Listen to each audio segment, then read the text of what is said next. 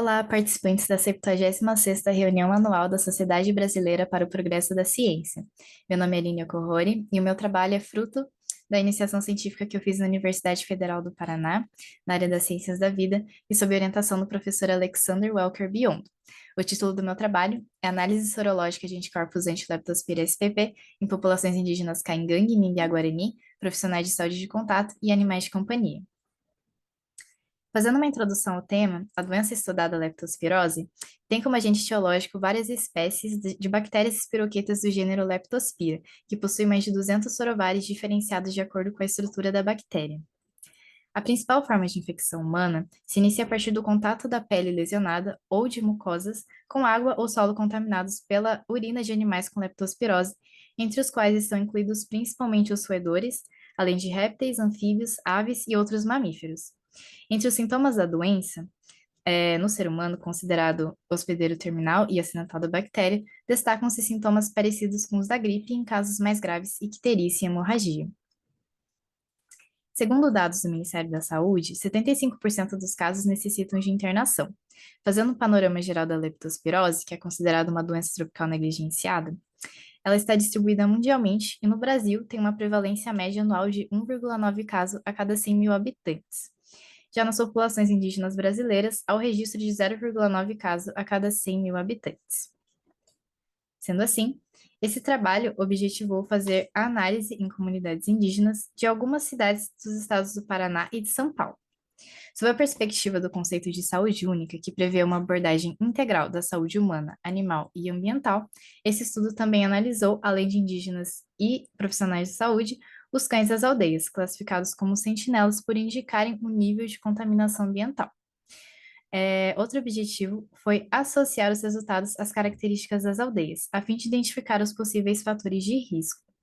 Por fim, esse estudo visou aprofundar os conhecimentos da epidemiologia local para auxiliar na elaboração de planos de melhoria em saúde indígena e também para fomentar a realização de mais pesquisas sobre o tema. Metodologia. Foram coletadas amostras de humanos em um total de 9 aldeias. No Paraná, foram 5 aldeias em alguns municípios da porção leste da região metropolitana de Curitiba e na região litorânea do estado. Em São Paulo, foram 4 aldeias da terra indígena Araribá, em Havaí, na região centro-sul do estado. Após a coleta das amostras de sangue, elas foram levadas ao laboratório para a realização do teste de soroaglutinação microscópica, com uma bateria de 30 sorovários. Depois da transferência do soro diluído para as placas, as bactérias foram colocadas em cada poço, onde é verificado se houve ou não reação entre os anticorpos e as leptospiras por meio do microscópio. Se houver aglutinação das leptospiras, a amostra é dada como positiva, assim como está mostrado na imagem.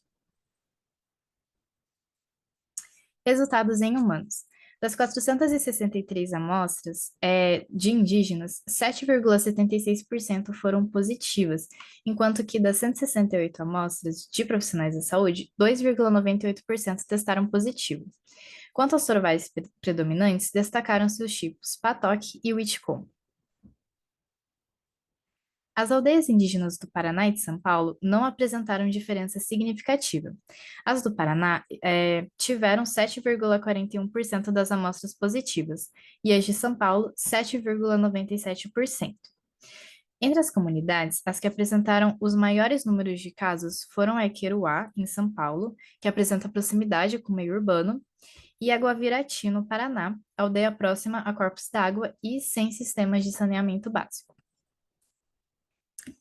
Agora de cães. Das 253 amostras de cães, 3,55% foram positivas. Do total de amostras do Paraná, houve uma soropositividade de 4,65%, maior que a de São Paulo, onde foi registrado um percentual de quase 3%. E as aldeias que mais apresentaram casos entre os cães foram a Coaraiaxa e a Tecoa Pindoti, que são locais sem tratamento de água e coleta de esgoto. Já as aldeias que não apresentaram nenhum caso de cão infectado, a exemplo de Tupanha-Cretá, Guavirati, Tereguá e Ninhuém-da-Diu, apresentaram também taxas de incidências em humanos, taxas baixas em geral, indicando que tais regiões provavelmente estão menos expostas aos fatores de risco da leptospirose. Considerações finais. Neste estudo, foi encontrada uma baixa soropositividade em humanos e em cães das comunidades indígenas do Paraná e de São Paulo.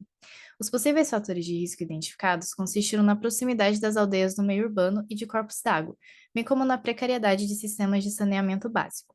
Com a identificação da frequência da leptospirose nessas populações, espera-se auxiliar na elaboração de planos de intervenção em saúde baseados nas particularidades sociais, econômicas e ambientais da epidemiologia local, além de fomentar a realização de mais pesquisas sobre a zoonose abordada e outras doenças tropicais negligenciadas.